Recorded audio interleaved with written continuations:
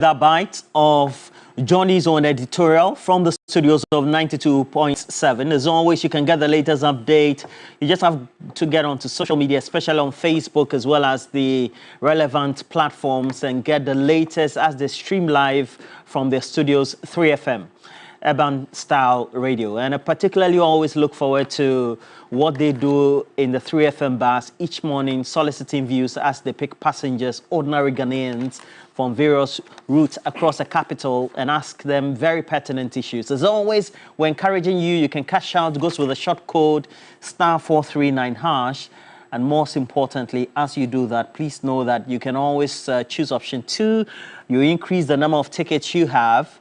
And as always, please make sure that you increase those numbers.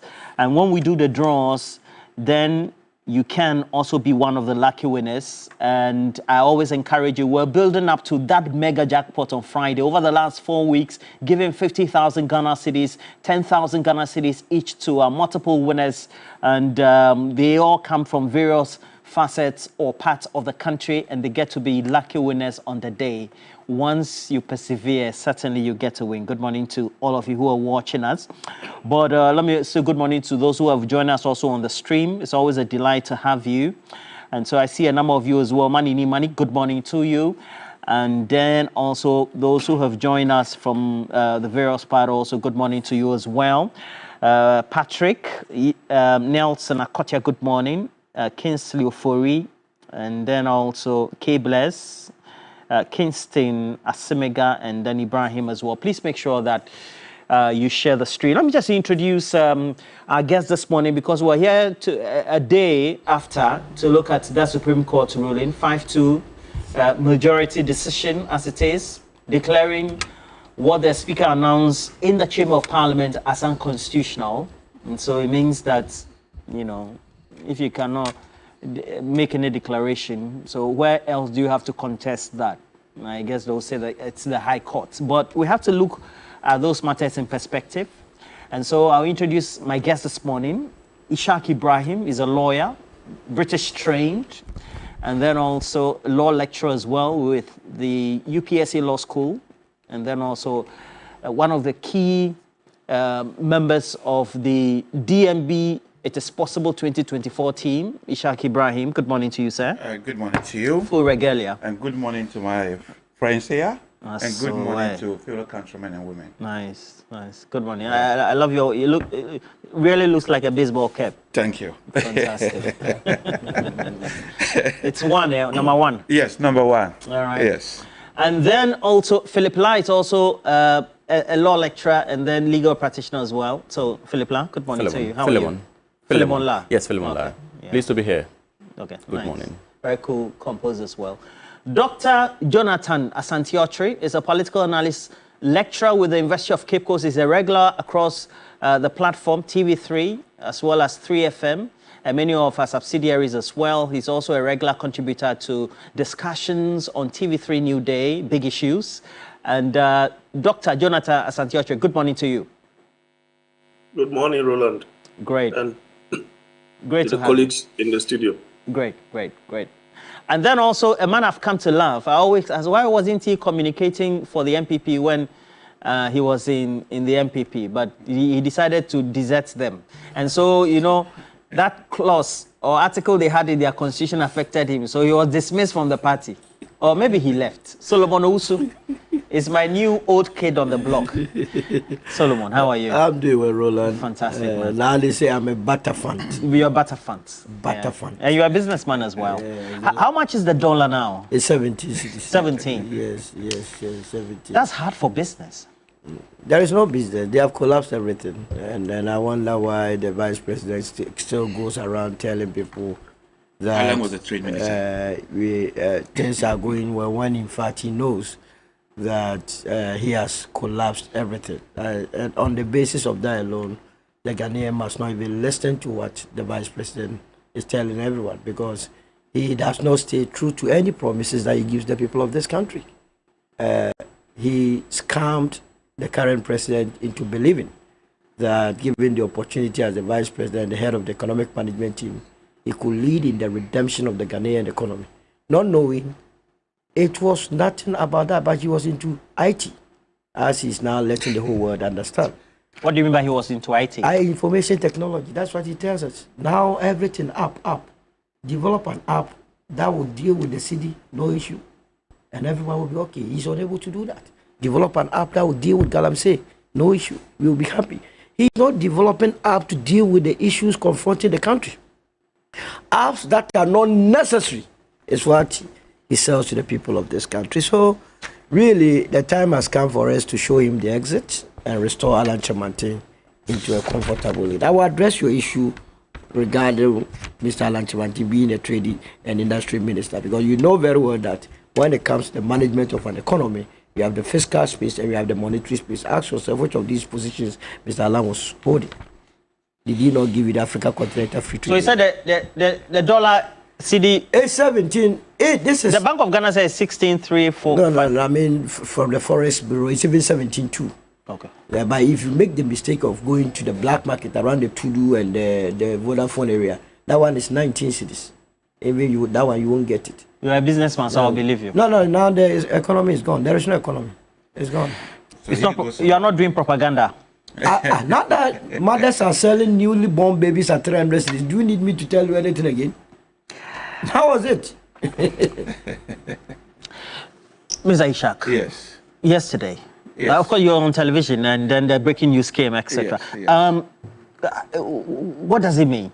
Okay, yes. What it simply means is that, as we have always argued, the Supreme Court has been given the power under Article 2 that when we disagree and then we call upon them, they need to step in. And when they determine and make orders, those orders are final.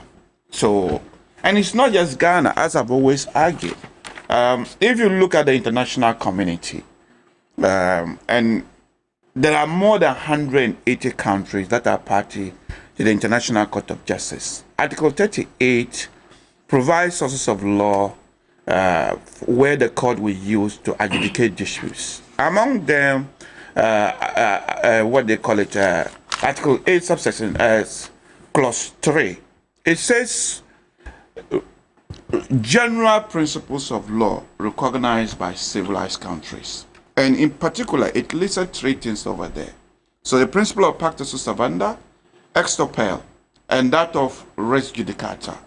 So res judicata means that whenever there are disputes, there's always somebody who has been given the authority to have the final say. And when they have the final say, regardless of whether you agree with it or not, we need to move on because we have other important matters that we need to do with. So the Supreme Court had a final say yesterday. And the final say simply means that we don't have options because Article 2 is very clear. If an order is made after determination of a matter, you need to carry it out. And if you refuse to do that, you are committing a high crime. And then high crime, there's also a penalty prescribed under Article 2. That if you are the president or the vice president, you refuse to comply with the order, then you are liable for removal. So that's a political penalty over there.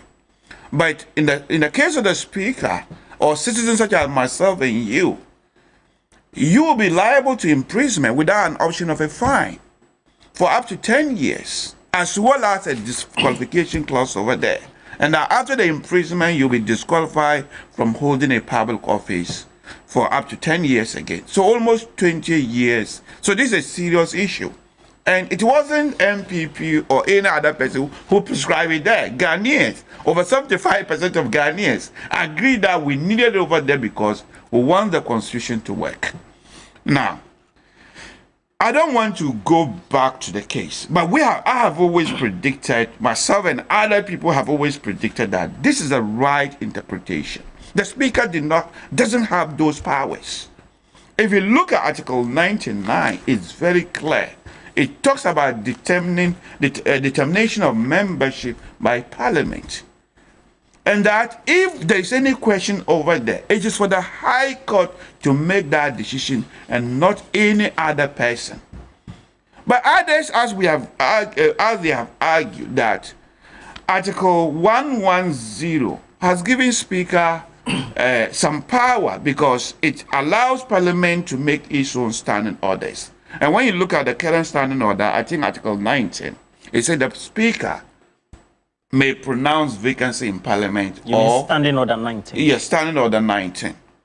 But as we said, the standing order, that power that he draws to make the Parliament draws to make the standing order is on Article 110. It talks about procedure. So that is a general power. But if you come to Article 99, it is very specific. And as lawyers know, some people might say there is a gap in the law, but there's no gap. If you study jurisprudence, when you see something of this nature, we fill it with what? Principles. There are constitutional principles that can be used to fill something that looks like an apparent gap, but it's not. And as you remember, Dr. S.K.B. Asante, who were one of those people who had the privilege of drafting it, he's a very experienced lawyer. He's trained at Nottingham University and what did they call it? Yale University. What I'm trying to say is that they would have been much more aware about these principles as lawyers, that they know that we use these principles to always try to fill this gap. And the principles is that if there's a general power given to somebody and there's a specific power given to somebody, the specific power takes precedence, not a general power.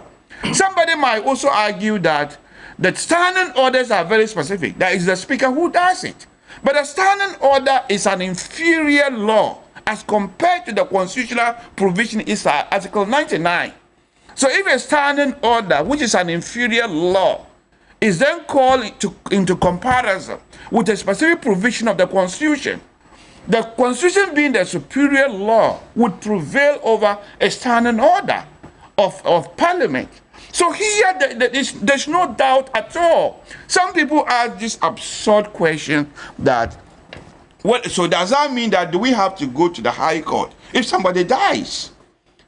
Hello, why are we? This is absurdity at the highest level. If you die, the thing speaks for itself. Do you understand that? If you die, the thing speaks for itself. So, Mr. Ishak, so this absurdity shouldn't come in at all. Within the current status quo and following this ruling, making the deductions, what then should subsequently be any action if somebody wants to take at all on this? Yes, the High Court. The High Court should always be. And this is not the first time. If you look at the cases of Zachariah, the first part of Article 99 have always been implemented. Zachariah and Co. went to the High Court. And even the Court of Appeal had opportunity, the Supreme Court had the opportunity to actually deal with Article 99 already. When they said the highest level of court you can appeal to was a Court of Appeal. So Article 99 has been litigated on already. So Mr. Ishak, yes. I think that now it's been made clear that the Professor Aaron Michael Quay's ruling was wrong. Yes. At the time, there's no doubt about it. By principle, within the MPP, there were no Yale lawyers and all those people there. No, I didn't mention the Yale lawyer of MPP. I was just talking about the draft, one of the drafters of the Constitution, Professor S.K.B. I understand that. Okay. So what I'm saying, you see, the trouble about it wasn't MPP that should have. Because let me just surprise you. Let's go back. He says, with all intents and purposes, he's no longer a member of the party. Yes. You're a member of the MPP, aren't you? I am a member. I mean, logically, because you are well clothed in there. I'm actually he has pronounced himself publicly as an independent, and subsequently has filed his papers to compete against the party. Yes. In his official candidates as an independent. Yes. On 7th December 2020. Yes. Subsequently, continues to say, having forfeited the membership of the party on whose ticket he was elected to Parliament, the operative language of the Constitution is that he shall, which is mandatory, vacate his seat in Parliament. And he's talking about a member in a current Parliament. That's the 7th Parliament. So, and so, from my understanding yesterday, the Supreme Court had not even gone to an interpretation of it. They just look at the question of who has the right to decide. Who has the right to decide. So perhaps they may still need to go further and settle it. Either the High Court will then have the opportunity to look at it, assuming somebody brings a case. But as I said, Professor Mike Quay was wrong. whatever interpretation he placed on it, it wasn't his job. It's irrelevant to do that today. Yes, it wasn't his job. His job is that if a decision is not yours to be made, regardless of what you have said, if you are wrong, you are wrong. So I believe Professor Mike Quay shouldn't have made a decision. The current speaker, who was under constructive notice that there was an issue, should have taken his time. But if you look at it, he was playing politics from the very beginning.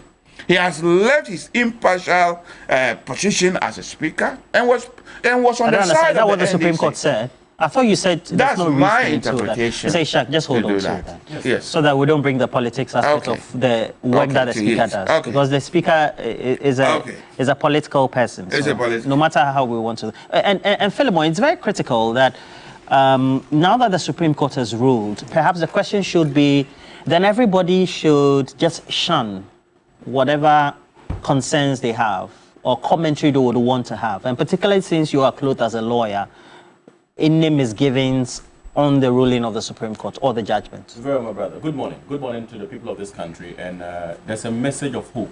And that message is the fact that President Mahama is coming to fix this country, reset this country in every facet of this country's life. There will be a reset, including manifestly ensuring that justice is done. President Mahama is committed to that. President Mahama is committed to ensuring that the economy helps the people of this country to thrive. The situation where people in this country cannot feed, the situation where the exchange rate is an unprecedented high, will not be the case under President Mahama's government. And of course, on the issue of corruption, President Mahama will not give a $34 million contract to his children. He will not do that. Unlike the case where President Akufo-Addo is dishing out contracts to his family and friends, it will not happen. So I just think it's important for me to ask you a specific question. I'm going on that now. On the issue of the Supreme Court, I think that what we have seen so far is that this MPP government has continuously demonstrated that they have no principle. I'll refer my learned brother from the MPP, to Article 9 of the MPP Constitution, which is clear that any member of the MPP who supports a candidate outside the selected member of the MPP is automatically... Why is this important? We're told in law that the Constitution is supreme. No doubt, no doubt. The Constitution of Ghana is supreme relative to issues of Ghana. Now, every association, political party, corporate entity can also have its own constitution. And to the extent that the provisions of that constitution is not in contravention to the constitution, it's valid. So whatever is in the MPP constitution does not in any way conflict with the constitution of Ghana. That means it's valid law. So if the MPP constitution is saying that anybody that supports a candidate that is not sponsored by the MPP automatically forfeits membership of the party, why are they today pontificating before the Supreme Court? My brother here used to be in the MPP. They say because he has now supported Movement for Change and is supporting Alan against a sponsored candidate of the MPP, he has automatically lost his membership of the MPP. Solomon Owusu, who is here in this studio, has automatically lost his membership of the MPP because he has supported somebody else. Why is the MPP being hypocritical now that members of their party, certain members of parliament, have defected? What do you mean hypocritical? It is hypocritical. It is. Because on one principle, then they are being unfair to Solomon. The MPP Solomon deserves an apology from the MPP. Boniface Abubakar Sadiq deserves an apology from the MPP. Nana Oheninto deserves an apology from the MPP. Courage Nobi deserves an apology from the MPP because they automatically forfeited their membership by virtue of supporting Alan. So the MPP has no principle. That's the point. The people of Ghana who are watching this morning, I reiterate to you, never trust any politician, any government that has no principle. This MPP government have proven to us they care nothing. They've thrown principles to the dogs. And that's why they are leading this country with reckless abandon. If they had principle, they would have stuck to the core provision of their party. Look, it wouldn't be the case that 2 legs good, 4 legs bad. They wouldn't have done that. It wouldn't have been the case where you punish Solomon Owusu. Meanwhile, when it comes to the case of the Formina MP, it comes to Cynthia Mamle Morrison, you are being selective. They have failed. An important point I should talk about, my brother. Parliament works through collaboration. Meaning in previous times, various leaders, when we had leaders in Parliament, when we had Harun Edusu, when we had Osechi Mensah Bonsu, of course, Ato Forsen also doing very well. when we did not have the likes of Afenyo Maken leading parliament. No, you cannot make those disparaging. This is the point. It's not disparaging. It is not. Honestly. It is not. Honestly. It is not. Honestly. This is the point I'm making. Turn your language. In fact, I've not even made the point yet. The fact of the matter is that when we had credible leaders in parliament leading the house, Afenyo Maken cannot bring the house together. He is not a rallying leader. He's not a leader that can bring different shades of opinion together. Philemon, are you saying that he going the route that he has is rather on dividing parliament? Politically? Afenyo Maken is very political. Politically? Afenyo Maken does not have the quality to bring parliament together. He calls himself. You mean he could have resolved this better than the way he could have been better. If you bring an SRC president of KNUST into the position of Afenyo Maken, he'll do a better job than Afenyo Maken. No, you cannot I tell you that. Please. I tell you that. The person is not here, so let's not make this right. You're a legal practitioner. Yes, it is. Please. It is. And Afenyo Maken reserves the right to take legal action if what I'm saying is a lie. I believe that take an SRC president from KNUST to lead the MPP caucus, and that person will do a better job than Afenyo Maken. He has failed in rallying the MPP together. He has failed in performing his responsibilities as a leader. I would have expected that he would consult. Did he speak to Oseche Mensaboso at all? Did he speak to him? Did he take his handing over note seriously? If he did, he would have realized that Parliament works through consensus. This brings me to the issue of the political question doctrine.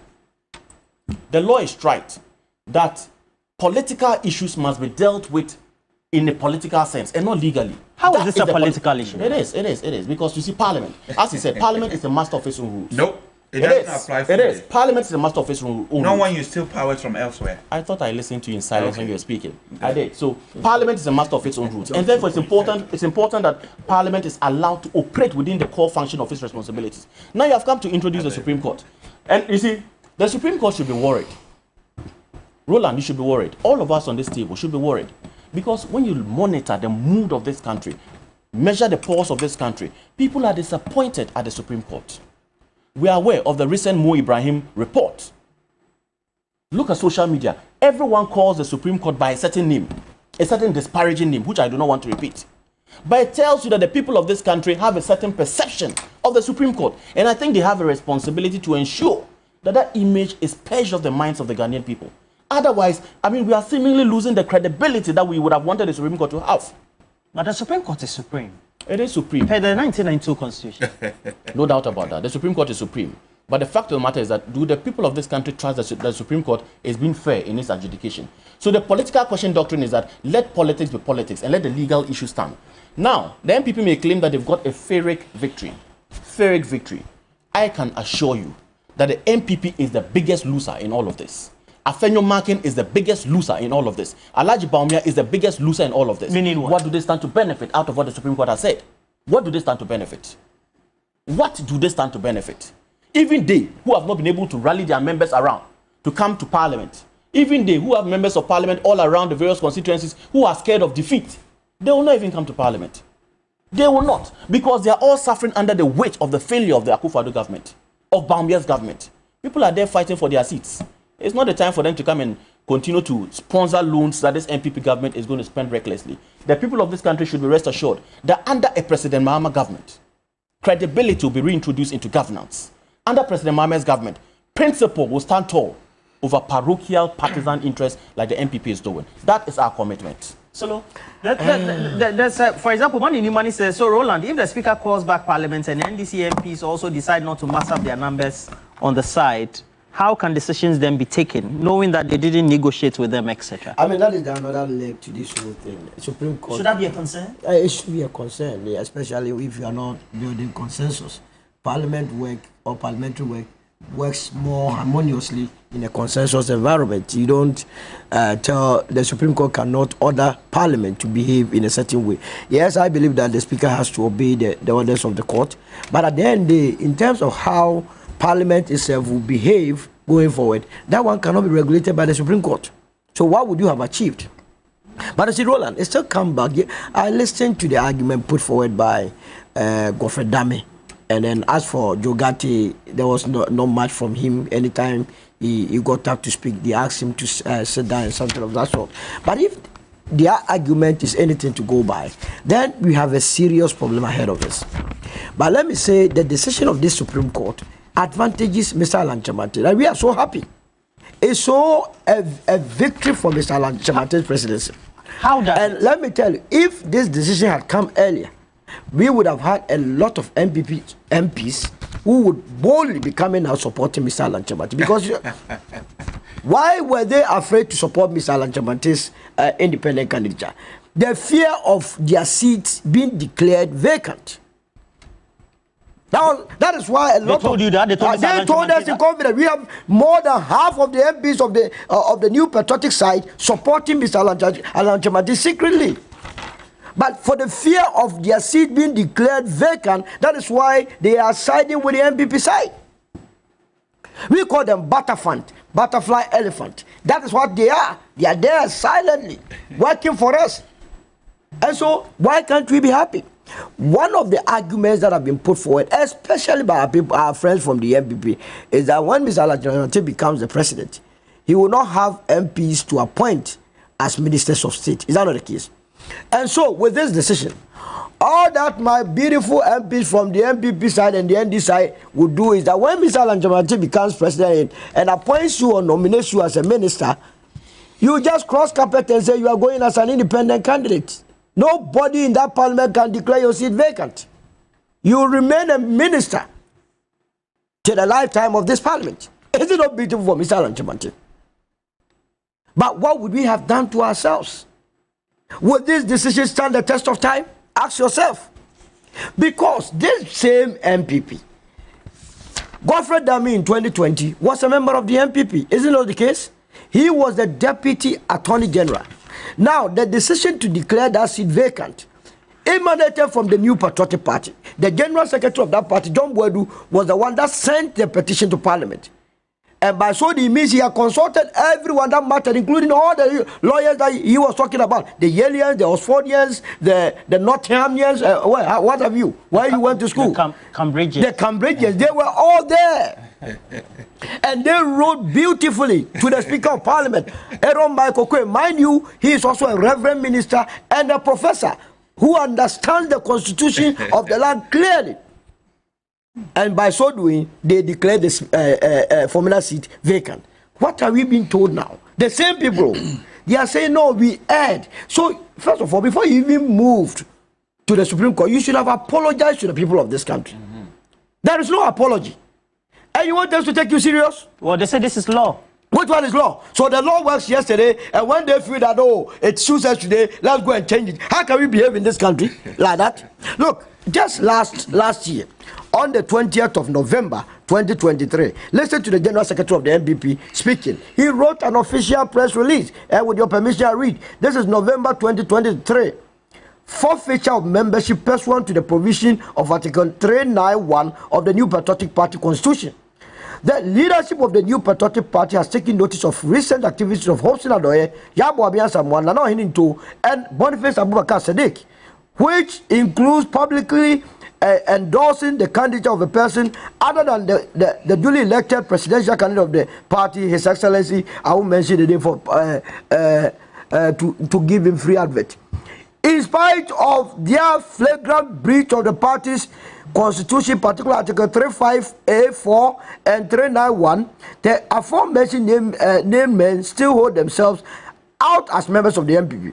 For the avoidance of doubt, Article 35A4 of the MPP Constitution enjoins all members of the party to abide by and publicly uphold the decision of the party. In addition, Article 391 of the Constitution provides as follows: a member of the party who stands as an independent candidate against the officially elected member of the party, or who joins or declares his or her support for another political party or for an independent candidate when the party has sponsored the candidate in a general or by-election, automatically. Is it the same letter that even affected the tsunami hit all of you? Oh, it hit me as I'm sitting, innocent man. They decided, in spite of my investment in this party from 1992, with a stroke of pen, Justin Kodria, I was in this party before him. He quickly, see the way he signed, took me out of the party. And I embraced it. But this is law. Wholehearted. Law. And law is speaking. Now, the same people, in spite of this, goes to the Supreme Court and say, this law is void. Have you heard anyone going to the Supreme Court to say that to the extent of this provision, the NPP's 3.9 is null and void? It's not consistent with the provisions in the Constitution? We are not being told that. That's why the last time this matter was discussed, I told you that the New Patriotic Party do not respect anybody in this country. Yeah. How can you say that? This is a total... They don't respect anybody? They don't respect you. Look, take it from me. They do it as and when. They feel that they control the judiciary of the state and that whatever they wanted to happen is what will happen.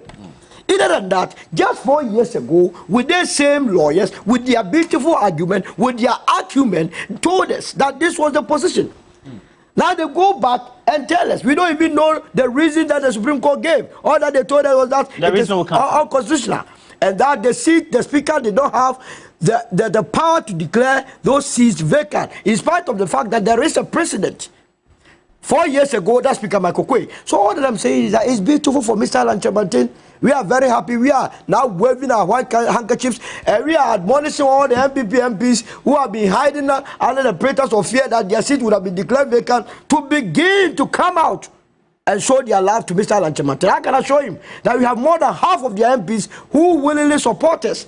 How do you think we have survived to date? Have you? That means they are with us. They are the ones leading our campaign in the various constituencies. They are doing campaigns, cat and blouse. Vote for Alan and vote for them. Because without them adding Alan to their skin, to their ticket, who is going to look at Mr. Dr. Bamuya's face and vote for them? With this abysmal performance... You mean in the strongholds? The strongholds. Ashanti region is for the movement, and the movement is Ashanti region. I see. Eastern region is for the movement, and movement is the Eastern region. Dr. Santi-Ochri, you critically take a look at this. On the side of political commentary, governance, and transparency, there's the talk about the question about what the leadership could have done to perhaps judge or have further discussions behind the scenes, and they could have resolved this amicably. Do you think that could have been a better option? Yeah, good morning once again. Certainly, I have advocated for that particular stance, and I felt that would have been an appropriate means because Parliament is a place of politics, and you have two extreme, positions. You're talking about the NDC, you're talking about the MPP. You see, if that were not the case, when the Supreme Court ruled yesterday, you could see that officers of government are continuously harping on top of their voices that the Supreme Court has spoken. So they expect the Speaker to do A, B, C, and D.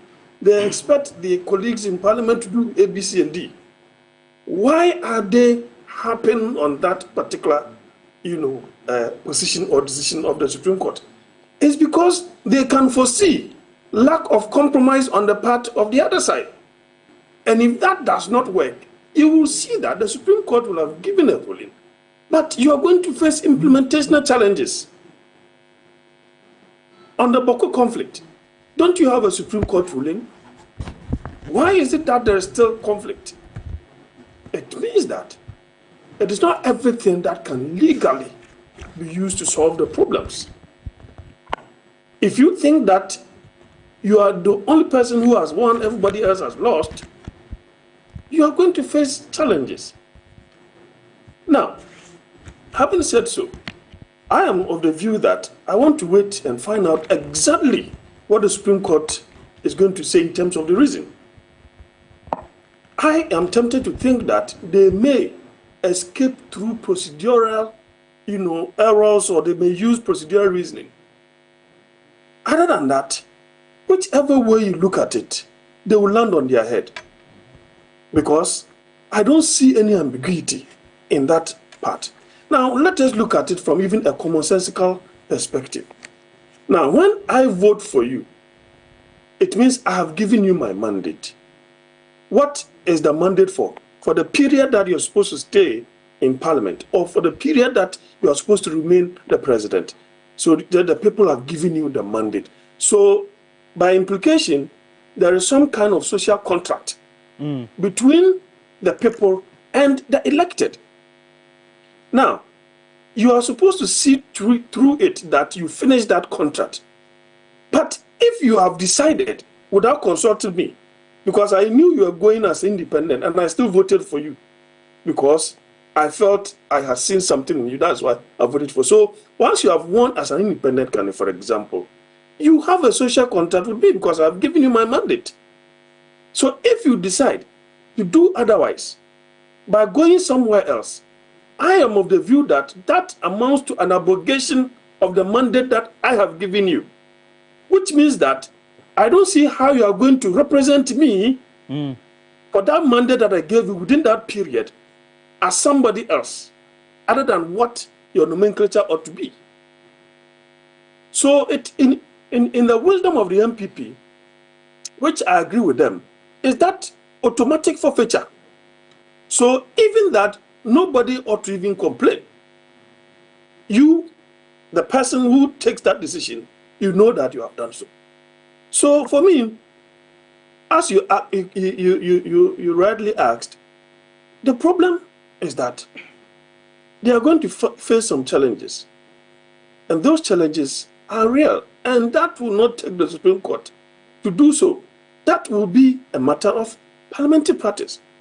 Now, if the Supreme Court is suggesting to us that what the Speaker did is unconstitutional, so under what constitution or under what article was, what's it called, the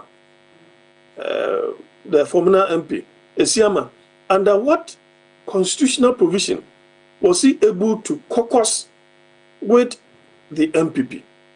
If not Article 97(2), and it is stated there. So there, you are saying that that one, there is no ambiguity, and you didn't need any interpretation. But now that the person's nomenclature is changing, you are coming up with a different interpretation altogether. So for me, I'm just waiting. The Supreme Court must be more worried about the Mo Ibrahim report, for example. You see, when we say Supreme Court, they have the right to do the interpretation. And when they are done with the interpretation, who implements it? It must take somebody else to implement it. Now, if in the process of the implementation and you face challenges, what do you do? That is why common sense negotiation. You win some, you lose some. Because this is purely politics and nothing else. And the regular intervention and interference of the Supreme Court, the regular invitation to the Supreme Court to be interfering and intervening in issues of this nature will, at the end of the day, erode the confidence the ordinary Ghanaian, has in the Supreme Court. So I'm just waiting. To be frank with you, I'm just waiting to see the fundamental principle upon which they will say that it's unconstitutional. Then probably that particular item in that Constitution, 97(1) and 97(2) in the Constitution, has all this while been unconstitutional. Okay. Because I don't see how, and under what circumstance would there be a cross-carpeting? If you tell me, for example, that this is to take effect in the succeeding parliament. All right. Now, finally, on the same issue. Okay. You see, let's just look at a practical absurdity. I am voted on a ticket of NDC for 2024 elections. After a year, because the mandate is still not exhausted, I decided I want to be with the MPP. Will they tell me that I must forfeit that particular seat? Okay. In a year later, I say I'm caucusing with the NDC back. So that is where I'm looking at some implementational challenges and absurdities that these things will create. At the end of the day, it means that we don't have principles. Okay. But the law, the fundamental basics of the law, is a matter of principle. If it is the fact that you guys are going to struggle with government business and all those things, for which reason, in reality, the Supreme Court will have to sympathize with you. Well, they may find excuses in law to be able to sustain that particular, viewpoint. Other than that, for me, we are just in the arena of absurdities. Lawyer Shak, nothing has been lost, right? Because within the status quo, what interpretation we're giving to this outcome, yes, they're only saying that the Speaker doesn't have the power to declare seats, yes, within the power that he's clothed with, yes, in the chamber. Yes. So basically it means that if you want to contest somebody's position to still hold himself or herself as a member of parliament while taking these actions? You go to the High Court, right? Yes, I think basically that's what they said. But before I come to that, let me just give some preliminary response. You only have 3 minutes, sir. 3 minutes. Okay, I'll come to that. When you see my colleague NDC, the reopening, so you just know that the first opening part, they were actually acting. All the NDC communicators have been trained that when you do opening, you stay true to your communist socialist rules by praising John Mahama and condemning what they call a Bawumia before you start. So the first part was acting.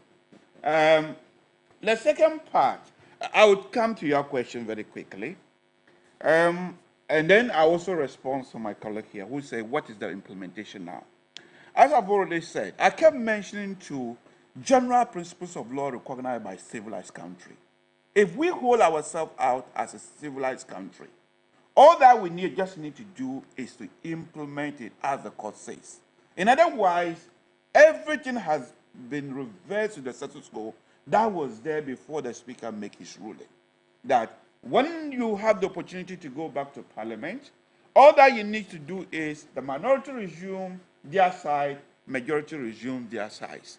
Yes, so here, as we said, Professor Maikwe was wrong in that interpretation. Saying that the Speaker of Parliament now is wrong doesn't mean we have breached any principles. You see, court is passive. You have to come to them before they will act. The Supreme Court cannot be popping their nose, finding out, do you have a case for me to resolve? Somebody will need to knock their doors. So the fact that nobody knocked their doors when Professor McQuay was made that particular ruling does not mean if you knock their doors now, they will not say they will not make that ruling. So let's get that right. Another one would be the principles aspect. I mean, you can't argue. I mean, I fail to see where my colleague was talking about principles. It's actually John Mahama who doesn't have principles. If you look at the Electoral Commission case, for example, is that a principled person? When he was a president, he said, state your case and let the Electoral Commission decide. He is now in opposition, and he's saying the Electoral Commission must subject themselves to audit, and they should follow what the NDC say. So this is actually a good example of a president who does not follow principles. So for me, and then allegation to that, Efenyo Makin is not a good leader. I mean, if you listen to him recently, if you listen to him recently, the point that he made clear is that he has tried over the weekend to engage with the speaker. He has tried. He has used chiefs. He has made several phone calls to the speaker. The speaker would not pick his phone calls. The intermediary, the speaker was picking the intermediary phone calls. Then later said, come and see me in the office on Monday. The whole of Monday, he spent time in speaker's office. Speaker didn't turn up to his office. What do you want him to do? At the end of it all, the Constitution anticipates that one day we'll have some disagreement. And that when you have the disagreement, the right forum to go is the court. It doesn't mean we cannot do political engagement.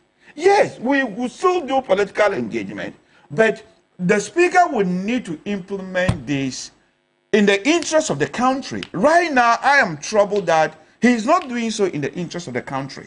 And what they are really doing is that they are providing role modeling to several citizens. Because if you are in parliament making law, expecting citizens to obey, and you are refusing to obey the provisions of the Constitution and orders from the Supreme Court, it will not surprise me one day if a litigant turned out to court and said, I refuse to obey the laws Parliament has made because that very Parliament is. How do you draw that conclusion? If you refuse to obey constitutional provision, somebody go to the Supreme Court and you say you will not obey, you will not implement it. Who has said they will no, what I'm saying is that if the speaker are you speaking about a hypothetical situation? No, I am talking about now that the Supreme Court has spoken, I expect the speaker and any other member of parliament to comply with it. Very well. And I'm saying that if you fail to comply with it, you are more or less telling citizens that you can always disobey the law. You are training huge number of citizens to be civil disobedience. You say you will not obey. Because if you will not have the moral right to tell people to obey the laws you make, when you yourself will not is refusing to obey orders by the courts. So for me, and for you, look, I don't want to even direct, well, your response, look, 1.5 years ago, we were together. Please, there's always opportunity to come back home. Me, I don't have problem with many come back of you. to the movement. Yes, to come back home. But you are not ready to come to the movement, but I'm ready to come to your... is your home. I don't have problem with you at all. So you come to the movement. All right. Okay. So now, what will be the action that should be taken by the MPP side of the NDC side of the House? Okay, I believe an official position is yet to come out, but I just have a few questions, rhetorical questions we should ask. You see, the ruling is yet to come, so we're even yet to understand the full legal basis on which the Supreme Court has said what they are saying. But think about this. In the next parliament, with an NDC majority, clear manifest majority on the NDC, then we have Afenyo-Markin and his people on the minority. 1 year down, Afenyo-Markin realizes that the MPP has become so useless. The MPP has continued on its path of the lack of principle and realizes that the NDC is a safe haven. And so he wants to come to the safe haven. Then he announces that going forward, he's going to do business with the NDC. Will the MPP keep him as a member of the MPP? Will he remain as a member of parliament on the ticket of the MPP? Going by this, You should think about that. Going by this, yes. But I mean, you can think about how absurd that would be. That amounts to a certain absurdity. So I'm really curious in understanding why the Supreme Court would take this decision. I'm really curious. Can the Supreme Court tell Mr. Speaker how to conduct his responsibilities as Speaker of Parliament? Can the Supreme Court do that? There's no law that would prevent the NDC majority from sitting where they are sitting. No law. As a matter of fact, the NDC majority sitting on the right side of Mr. Speaker, no law bars them from sitting there. No law. Is there any law? If you know a law, you can tell me. But there's no law. So I'm wondering, will Afenyo-Markin run to the Supreme Court again like a crybaby and tell Supreme Court that, oh, the NDC people are sitting on the right-hand side? Why shouldn't the NDC side obey what the Supreme Court says? But because that's what the majority leader Afenyo-Markin has been saying. Has the Supreme Court ordered the NDC majority? The decision of the court yesterday, was it directed at the NDC majority? Okay. It wasn't. So when the NDC majority sits on the right-hand side of Mr. Speaker, I wonder what basis. The only opening for Afenyo-Markin is to go like a crybaby before the Supreme Court again. Maybe that's what he has to do. But you see, in all of this, I just want to situate this within the context of the fact that the Parliament of Ghana has, over the years, worked based on consensus.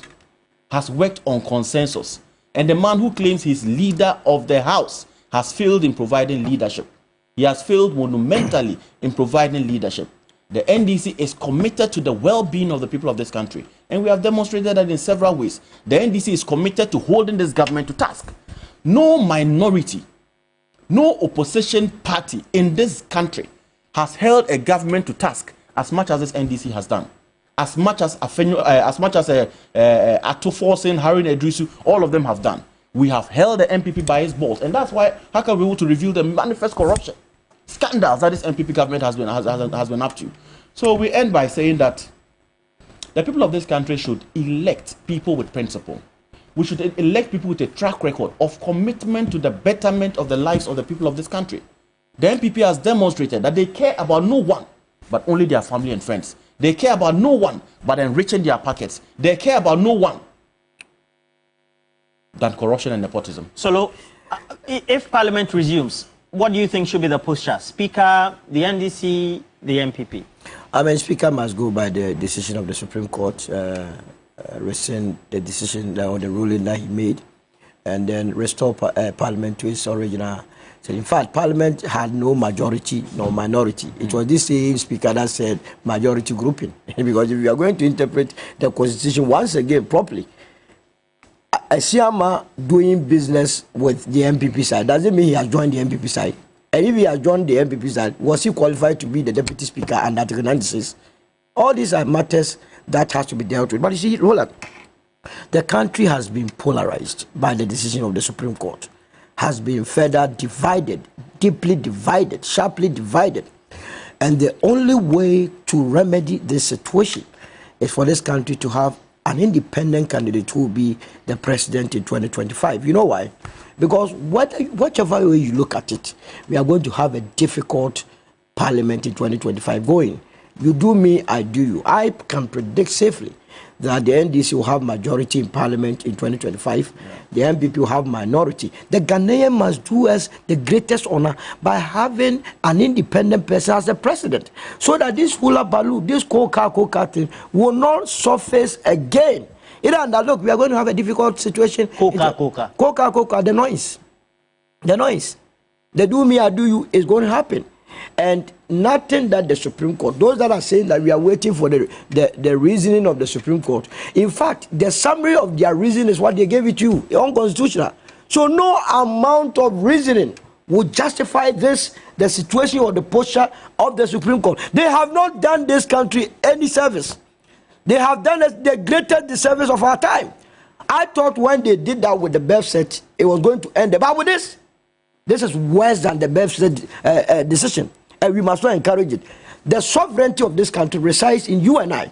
The power to adjudicate or make decisions or interpret the Constitution was given to them by us. So nobody must sit anywhere and think that they are superheroes, saying that we cannot, as a matter of fact, question their decisions and rulings. They are as human beings as you and I. They are there by virtue of the fact that we believe all of us cannot be Supreme Court judges. And that is why they are, as it were, adjudicating on our behalf. And I strongly disagree with whatever they have done. And the ramifications of it will be felt tomorrow. Just like Michael Kwei's decision. What do you think will happen? Well, the only advantage will be to Alan, that when he becomes the president, he can appoint ministers from both parties, and if any party of them, you know, we have the whip system. If they decide to whip their members to their side, that, hey, don't join this administration, all that they will do is that they will declare that they are no more with the party. And that their seat can never be declared as vacant. So that is the advantage to Alan.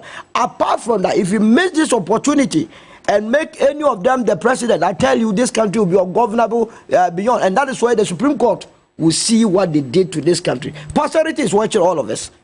It's watching all of us. I'm not happy with it. Dr. Jonathan Satiotri, your concluding remarks. What do you expect the Speaker on one side and then also the NDC on the other side to do in responding to this judgment by the Supreme Court? Well, I don't foresee any kind of smooth relations going forward that will take place between the NDC and the MPP. I don't foresee that happening anytime soon. Probably when we enter 2025, when elections are done, and then you see the difference. Other than that, I don't see how they're going to cooperate. Apart from that, you know, the MPP has a lot of business to conduct in Parliament. I don't know how they'll be able to do so without the help or assistance of the NDC, especially when you are virtually using the Supreme Court to arm twist your colleagues. That is very challenging and a problem for the MPP to deal with. I was also asking myself, why would they even add this $350 or so million tax waiver? For me, that is it is immoral, because that cost will be borne by the succeeding government. And if you believe that you are going to win the elections, why are you supposed to be, you know, in that position or disposition to pass such, you know, tax waivers? Apart from that, I heard someone in the studio suggest that, you know, when somebody dies, there is that automaticity. And but who will you be expecting to communicate that somebody is dead so that the seat becomes vacant? I don't think that the High Court can wake up and go to Parliament and tell them that somebody has died, and therefore make sure you declare that the seat is vacant. Or somebody should come to me and write whatever so that I will say that the seat is vacant. It will have to take the Speaker to communicate that. That is virtually what he did by communicating. So I still said that I'm still waiting. I don't see the compromises taking place. But if they recall, I'm suspecting that the NDC would still go and sit at the right side of the Speaker. They will still go and sit at the right side of the Speaker because they want to tell the Supreme Court that there is no law it is just by convention, a parliamentary practice, that majority ought to be at the right side of the speaker, minority at the left side. But if they are also suggesting that they have 137, as the MPP has 137, it took a compromise for them to go to the left. So once they also believe that they have 137, you have 137, therefore there is no absolute majority in parliament, then obviously they will go back and sit there. That's the more reason why you need some kind of level-headed negotiation behind the scenes. Let us all eat humble pie and ensure that Ghana wins. Okay. Let me just read a couple of messages, though. I have this one coming from Chairman Prosper. He says, Chairman Prosper, this one, we're not discussing that. Anyway, I'll still ask. He said, please ask Loy Shak that there's a story that says that Saudi king is supposed to build medical university 42 SHSs in Northern region. 2019 August. You know about the story, this one? Nope, I have no idea. But what I know is that that Dr. if he's Bawumia referring to said Bawumia, in fact, he has done a lot for the Muslim community. Okay. Mosque, Kumasi Central Mosque. No, I mean that particular one about Saudi. Why did you do? No, I'm just saying personally. Saudi. As a Muslim, he has huge responsibility. I'm reading comments. Towards the Muslim community. Relax on this one. Okay. But you don't know about that story? No. He knows about it. He knows about it. Oh, so you now read my mind. But you know. All right. Master Planner Junior, Kintampo says, the ordinary Ghanaian knows the capabilities of Afenyo Makin and his unifying forces. And Brother Philemon can say all manner of things about him, whether KNUST or Lagos as a president is better or not. I want him to understand that even a primary one student communicates better and meaningfully than what he's doing. Solomon, no MP campaigns for Alan secretly. Maybe they are rather deceiving Alan secretly. Oh, he wants me to mention him. Yes, go ahead. No, now that the rulers, can you hear from them? Okay. So Prince Henry Kofodia says, the only thing the Supreme Court can reverse is the current exchange rate. Can't reverse is the current exchange rate. The very day this same Supreme Court said, I can't use my birth certificate as proof of citizenship, I lost trust in the Supreme Court. The future is pregnant, you say. And then we have more comments. This one also is coming from Caesar. It says, based on the Supreme Court's ruling, can the Speaker then reverse his earlier ruling, which made the MPP majority by allowing the Formina MP to do business with the MPP? I'm not too sure about that, but we'll see how that goes. And then Osei Kwame Bonsu in Tafo says, Roland, what the Supreme Court did was the right thing. Everybody knows that the rule of law is supreme, and the Supreme Court is enjoined by the Constitution to have its powers. So we should all let this slide and obey the Supreme Court. The continuous conversations keep increasing the negative perception for the Supreme Court. It is not the actions of the Supreme Court in itself. And then Delali Agbenyega says, in fact, part of the forfeiture in their own constitution is then unconstitutional. Roland, ask the MPP. Well, I guess they have to go to conference and change it the next time around. Usually that's what is done. Kwame Obing says, what the Supreme Court has done is the right thing, and we all need to accept it. The MPP has a right in its constitution to say what they did. If they change their mind today, there's nothing wrong with it. Law is supreme. A new law can always take precedence over an old law. And that is what law is about. We should be dynamic. Dr. Akofa Segbefia says, Roland, but I'm sorry. Does Mr. Isahaku, Mr. Ishak, have to scream to be heard? No matter how low his voice is, the microphone makes his voice very loud and audible enough for us. Okay. You are talking, you mean he's speaking? That's how he talks. You know, he's a very vociferous man. So, or no, be so? Yes, I'm passionate. Okay, he's a very passionate man. Or no, be so? Yes. He's a very passionate man. He's a very passionate man. Okay, so let me read a couple more messages.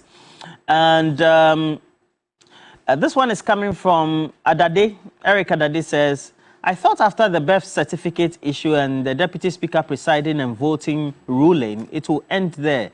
But this ruling by the Supreme Court is catastrophic. Eric Ashaliboche.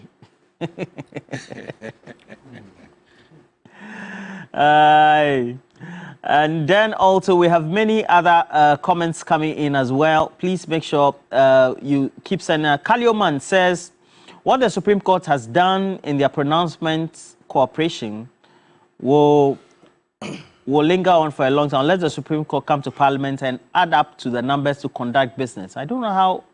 Is it possible that things could be done differently in Parliament? I'm not sure. Is it that the NDC that will not cooperate, will not mass up numbers? Is it possible? We all know that the NDC is committed towards the betterment of Ghana. So when they recalled Parliament, NDC were there in our numbers. They didn't even have the numbers. They didn't come. So NDC would come. We care about Ghana. We care about Ghana, and we'll do everything to protect the integrity of Parliament. By All right. grabbing Chief power. Mante is asking, can the MPP say that all the members of the MPP following Alan are still members of the MPP based on the ruling No, of the court today? we are Butterfund. You are Butterfund. So that they become a stand-up comedians. Butterfund. Solomon is in stand-up comedy here. Yeah, the Butterfund. Niyama says, yesterday was the darkest day in the history of this country. So, Roland, by the ruling of the Apex Court, the MPs who are contesting as independent candidates are still members of the parties and can also campaign against their own party candidates.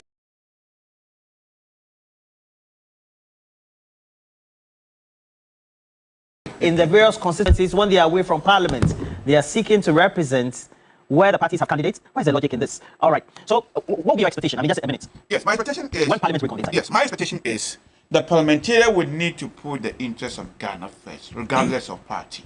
As I said, the attempt by the Speaker was a power grab from the High Court. And we are very lucky as a people that the Constitution has made a provision for it. To use the the NDC word, reset. So it has been reset to the way it was before they stole the power. So I expect everybody to obey if we have to call ourselves a civilized country. So, but I don't understand. You mean we haven't been civilized all this if you refuse to obey court orders, you can't call yourself a civilized country. Otherwise, what are you saying, Mr. We'll move on. I mean, if a court has made an order, as a civilized nation, we expect that order to be enforced for us to continue. If you refuse to obey the order, everybody refuses. We'll then be sending ourselves back to the state of nature, where there's no law and order. Yes. Wilson Ajimai says, I agree with Dr. Ishak, and he has I'm really... not a doctor yet. Okay, so he's not a doctor yet. He has really espoused the values of a true MPP man and an intellectual. Thank you. A true lawyer.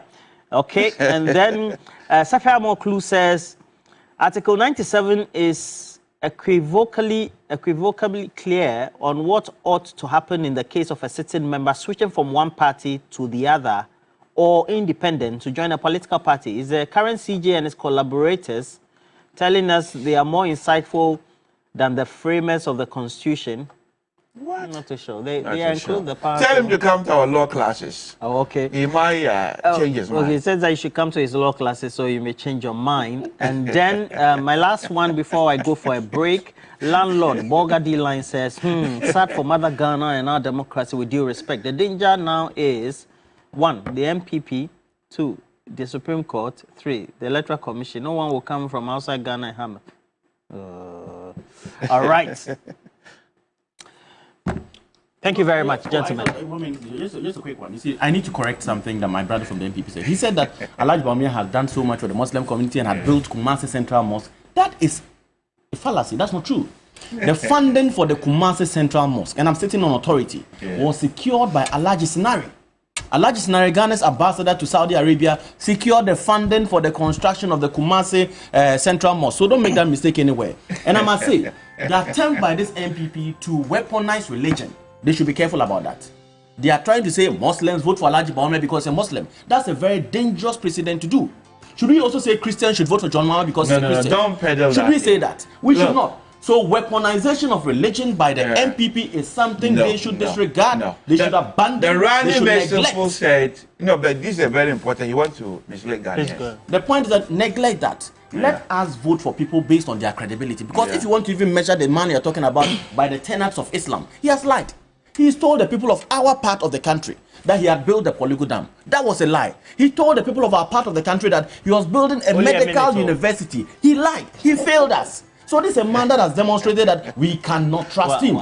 Vote for credibility, vote for John Mahama. I only give you one. So the question confronting millions of Ghanaians is how will they get jobs to do and also live a decent life?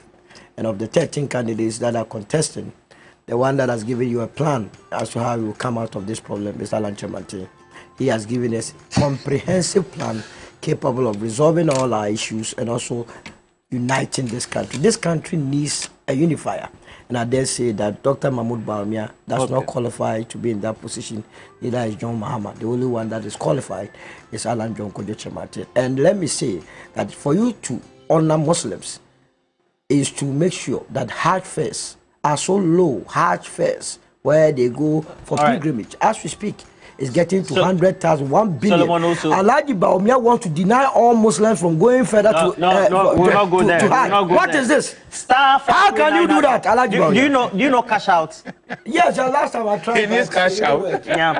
So over the last 4 weeks, with star 439 hash, we've been giving out 50,000 Ghana cedis to winners across board. You should try the mega jackpot. With this economy, if it is not game at the ghetto and the cash out, how would you survive? Mr. Patrick Gojo, formerly of the National Sports Authority, I wish you all the best for the day as well. I'm waiting for your birthday on Friday. Wish you all the best. But also step into the world of Dewa 539 for your chance to win big with Dewa Direct and Dewa Chop Money.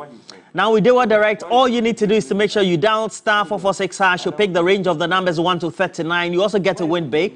And the winning terms are 20 times the stake, 40 times and 400 times. And then you get to win cash every evening at 7 p.m. and also on Sundays at 6 p.m. Early birds also love Dewa Chop Money. And I tell you, at 10 a.m. we have the draws where you also need to use the same short code star 446 hash. You choose the range of the numbers, again, 1 to 39. You win 20 times, 40 times, 400 times your stake. And then you get to be all the better for it. You can play online as well, dewa-nle.com, or again, you use the short code and get the latest update. You can check them out across social media as well. But look, thank you very much for coming as well. Dr. Jonathan Santiotre, thank you also for joining us from Cape Coast. We're grateful so much. But you can also follow us, 3news.gh on Instagram, across social media as well, and get the latest updates on 3news.com and all that you need from across the news space. We're taking a break. When we come back, we'll bring you the latest in sports. Later on also, we're going to bring you Community Manifesto, certainly.